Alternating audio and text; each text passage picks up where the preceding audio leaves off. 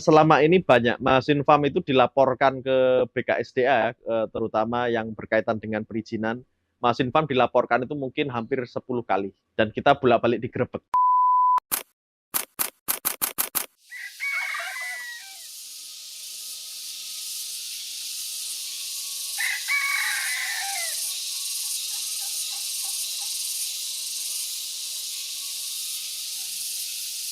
Hewan alam itu ketika kita memposisikan mereka dengan sangat baik, kita akan mendapatkan manfaat yang sangat baik. Itu semua hukum alam. Kita tidak bisa menentang atau bertolak belakang dengan hukum alam. Jadi jangan dipaksakan sesuatu yang tidak semestinya. Kalau kita ingin dapat hasil yang bagus, ya kita juga harus melakukan hal-hal yang bagus. Itu sudah hukum. Bahkan ketika kita apes, kita bisa digerebek dan dipenjara. Yang rugi akhirnya anak-anak istri kita di rumah. Gara-gara hanya hobi nggak seberapa, kita masuk bui, kita harus bayar denda, orang rumah terbengkalai dan sebagainya.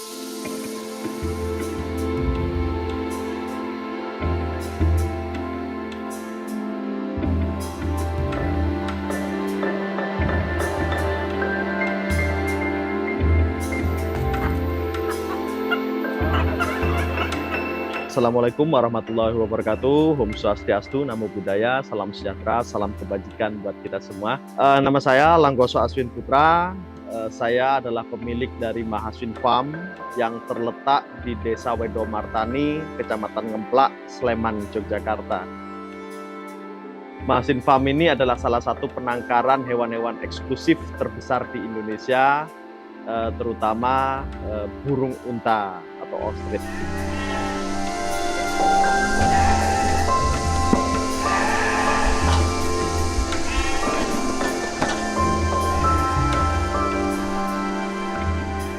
Mahaswin Farm berdiri itu karena ketidakjelasan ekonomi sebenarnya. Jadi kami berangkat itu bukan karena kesadaran bahwa kami mengerti dan mampu di bidang ini. Mahaswin Farm berdiri karena kami merantau dari Jawa Timur. Waktu itu kami menikah di Bali, setelah menikah kita hijrah ke Yogyakarta dan kita butuh sandang pangan di sini. Kita butuh untuk bisa bertahan hidup, semua kita kerjakan. Jadi tukang ojek, menjual barang-barang elektronik di pinggir jalan, asisten tukang bakso dan sebagainya, hanya untuk bertahan hidup di Yogyakarta. Hingga sampai satu ketika kita melihat ada satu hewan namanya ayam Polandia yang itu kok unik tapi buat saya mahal saat itu. Harganya 25.000, saya nggak mampu beli tapi kok saya pengen beli. Akhirnya saya usahakan dari ngojek, saya dapat uang, terus akhirnya saya beli.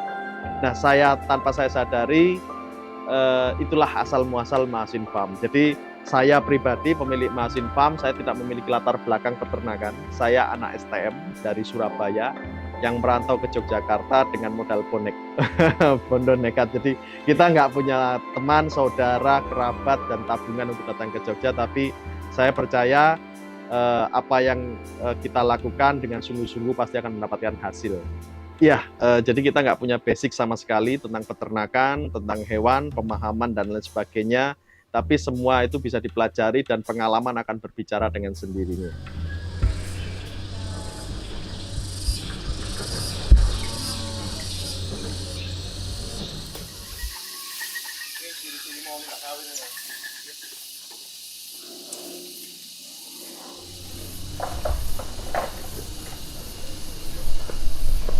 Kita berjalan melalui proses panjang, jadi kita tidak sesuatu yang instan.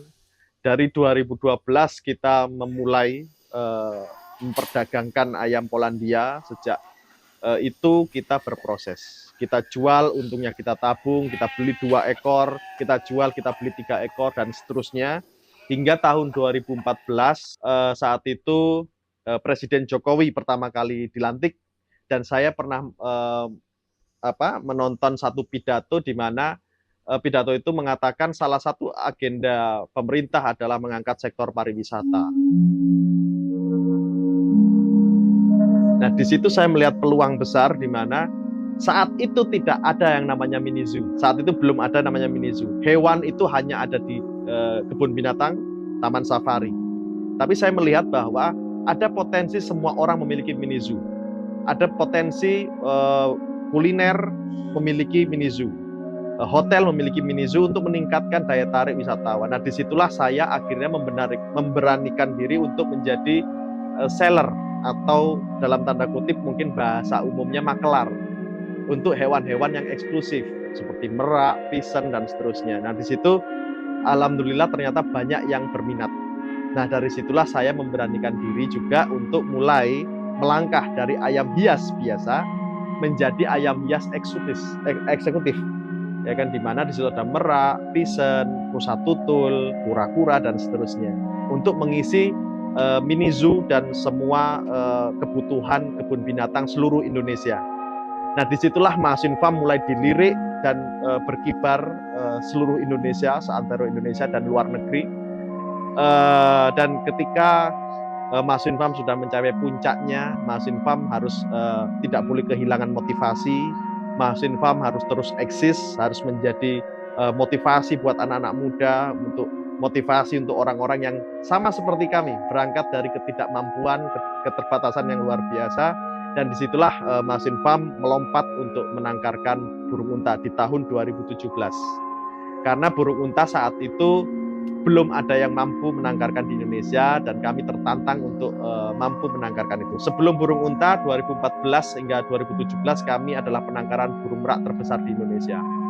Nah, kita ekspansi ke burung unta 2017 hingga sekarang. Jadi itu proses yang panjang sejak tahun 2012, sekarang 2024, dan itu kurang lebih 12 tahun. Dan saya pikir 12 tahun itu bukan sesuatu yang singkat, dan kita memiliki banyak pengalaman, jam terbang, dan itu yang membuat kami sampai sekarang berdiri kokoh di sini.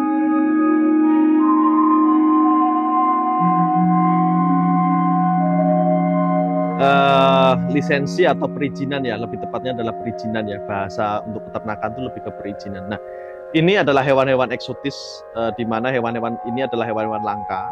Nah, saya harus menjelaskan dulu, hewan langka itu ada dua. Langka itu definisi umumnya atau definisi dasarnya, langka itu jarang ditemui. Nah, jarang ditemui ini apakah sudah punah atau bukan asli Indonesia? Nah, ini yang akhirnya tidak banyak orang paham. Langka itu selalu identik dengan dilindungi, padahal tidak. Burung unta itu langka. Tapi kalau zaman ke Afrika, kalau kita ke Afrika, itu nggak langka. Di sana sangat banyak sekali. Artinya definisi langka ini tadi harus dibagi dulu. Hewan-hewan langka wajib memiliki lisensi atau izin tangkar atau izin kepemilikan hewan dilindungi.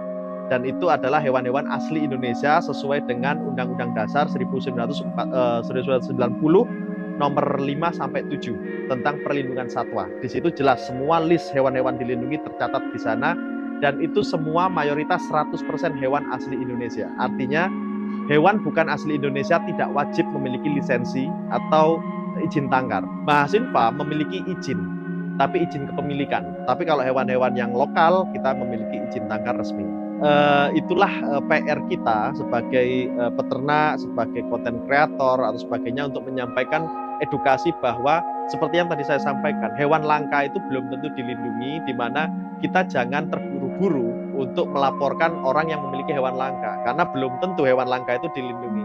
Yang kasihan adalah petugas, sudah mempersiapkan segala-galanya, nyampe sini ternyata tidak ada yang dilaporkan, hewan dilindungi yang dimaksud tidak ada. Nah, itu yang akhirnya ngeprank.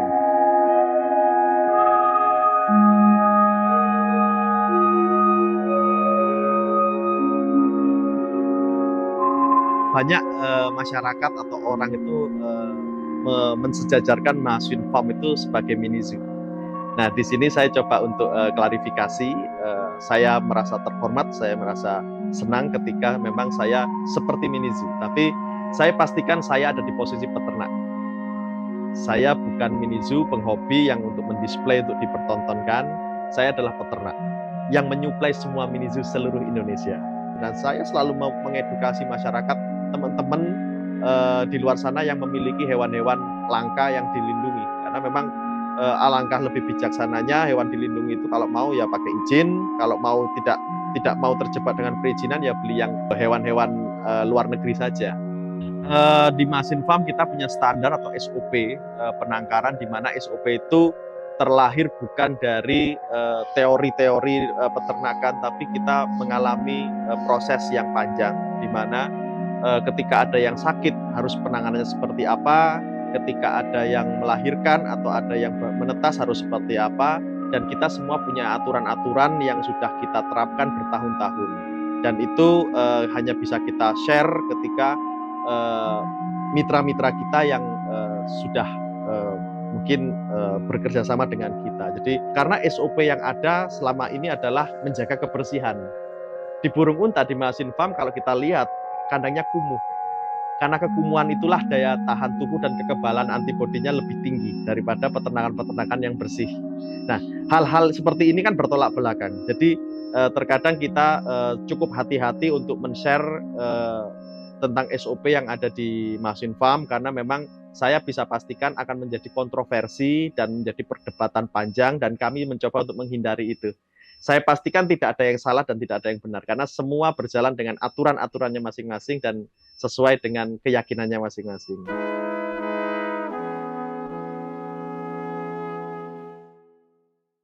Mahasin Farm menggunakan etika-etika dasar di mana hewan itu harus kita sejahterakan. Jangan dipaksa dia diperas kulitnya, diperas dagingnya, diperas ini, tapi dia tidak sejahtera. Hukum alam itu pasti terjadi. Hukum alam itu secara tidak kita sadari akan terjadi dengan sendirinya. Ketika kita memelihara hewan, melestarikan hewan, mensejahterakan hewan, hewan itu akan memberikan kita susunya, dagingnya, kulitnya, anaknya, telurnya, dan seterusnya. Kita bisa melihat dari sisi yang lebih fundamental, di mana hewan-hewan itu adalah ciptaan Tuhan, dan semua ciptaan Tuhan itu adalah hak manusia untuk bisa dimanfaatkan. Jadi manfaatkanlah dengan cara yang bijaksana. Lestarikan dia, sejahterakan dia, dan kita akan mendapatkan kebaikan-kebaikan dari si hewan ini. Jadi semua ada norma-normanya, etikanya ketika kita bicara kehidupan. Di mana sekarang sistem bisnis Mahasin Farm adalah berbuat baik, memberikan kebaikan. Tadi teman-teman sudah melihat ada ayam Polandia. Kita sampai sekarang masih ternak. Bukan untuk dijual, tapi untuk dibagi-bagikan gratis. Tujuannya satu, ketika saya memberikan gratis satu orang satu, otomatis orang ini harus beli kandang. Ada ekonomi yang bergerak di situ. Ketika orang ini dulu tidak punya hewan, akhirnya dia punya hewan, dia harus beli pakan. Ada ekonomi lagi yang bergerak di situ. Ada ekonomi yang efek gondola di situ hanya karena satu ekor. Nah, di situ secara kita tidak sadari, ada sistem bisnis yang tidak pernah dihitung oleh manusia, yang dimana doa-doa orang seperti inilah yang membuat kami, Mahasin Farm, berdiri sampai sekarang. Karena kami didoakan oleh orang banyak.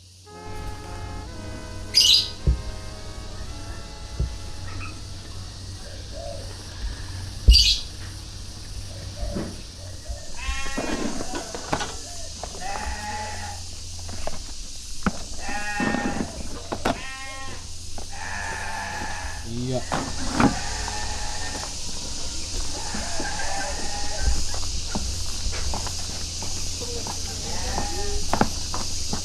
Sejak tahun 2015, saya itu menjadi konsultan wisata seluruh Indonesia. Hingga tahun 2019, saya mulai terpanggil di mana kok saya membuat banyak wisata seluruh Indonesia, tapi kampung saya sendiri terbengkalai. Disitulah Mahasin Farm akhirnya menyadari bahwa kamu dulu datang ke sini hanya modal 25.000, kamu dulu dibantu oleh masyarakat, diperhatikan masyarakat, disupport masyarakat, waktunya kamu kembali. Disitulah Mahasin Farm akhirnya berpikir apa yang bisa dilakukan Mahasin Farm untuk masyarakat yang selama ini mensupport. Karena masyarakatnya welcome, masyarakatnya mensupport, masyarakatnya mendukung, itu sudah sangat luar biasa. Dan disitulah Mahasin Farm harus mengembalikan semuanya. Karena ini bukan milik Mahasin Farm, ini semua titipan. Ini bukan punya saya, ini titipan. Kita jaga bareng-bareng dan kita manfaatkan bareng-bareng. Dan saya tidak pernah takut kehilangan karena modal saya cuma 25.000. Jadi kalau ini semua terjadi sesuatu yang fatal, kenapa saya harus takut? Sekarang saya punya 25.000 lebih banyak daripada yang lalu. Ya kan? Jadi saya untuk mengulangi, saya masih, insya Allah masih bisa. Nah, itulah alasan kenapa Mahasin Farm 2019 akhirnya melirik tanah di sini. Di mana kalau kita punya gagasan wisata, inilah titik terbaik. Nah, ini adalah kunci di mana semua potensi ini bisa diikat menjadi satu kesatuan dan menjadi sebuah desa wisata. Karena ini potensi sudah ada sejak leluhur kita. Candi yang buat itu leluhur kita, Sri Baginda Sanjaya di abad ke-5. Mereka mewarisi candi untuk kita hari ini. Tapi kita belum bisa maksimal memanfaatkan itu. Tuhan mewarisi kita sungai yang indah. Mewarisi juga sudut pandang matahari terbenam. Sudut pandang view Merapi. Nah, kehadiran saya di sini tujuannya sebenarnya untuk mengikat semua potensi itu menjadi satu kesatuan dan menjadi satu nama, menjadi Gebang Park, di mana kita sudah menjadi taman atau menjadi gebang yang itu sangat besar potensinya. Selain potensi masyarakat, dari seni, budaya, ekonomi kreatif, kuliner, dan sebagainya. Artinya kita semua punya syarat untuk menjadi desa wisata. Saya melihat itu. Akhirnya saya mencoba untuk mengorbankan diri, meninggalkan semua aktivitas saya sebagai konsultan wisata yang dibutuhkan seluruh Indonesia. Saya 3 tahun diam di sini berpikir bagaimana caranya ini bisa terrealisasi dengan tantangan-tantangannya. Mungkin menjelaskan, meyakinkan, melatih masyarakat bagaimana caranya membuat wisata, bagaimana caranya menangani tamu, bagaimana caranya membuat produk-produk unggulan untuk wisatawan dan sebagainya. Nah, ini butuh proses panjang dan hari ini kita sudah mencapai tahun ketiga dan ketika orang lain berpikir ini melelahkan, saya pastikan secara alam bawah sadar saya mengatakan ini melelahkan. Tapi saya selalu termotivasi di mana saya datang tidak dengan modal besar dan ini sebenarnya sebuah tugas, sebuah tantangan yang harus saya selesaikan dan itulah yang membuat saya terus optimis, terus berjalan karena saya akhirnya menyimpulkan bahwa tidak semua harus diselesaikan cepat dan ketika sudah waktunya jangan ditunda, kalau belum waktunya jangan dipercepat. Itu pesan moral dari kura-kura yang saya pelihara. Jadi saya secara tidak langsung dengan tanda kutip mungkin ngobrol dengan hewan-hewan saya dan mereka memberikan pesan-pesan moral, motivasi bahwa caranya begini loh Mas Aswin, caranya begini loh Mas Aswin. Itu semua berkaitan dengan wisata yang akan kita bentuk dan saya bersyukur Tuhan memberikan takdir saya menjadi tukang ayam dan saya mencoba untuk menjadi yang terbaik di posisi yang saya tempati.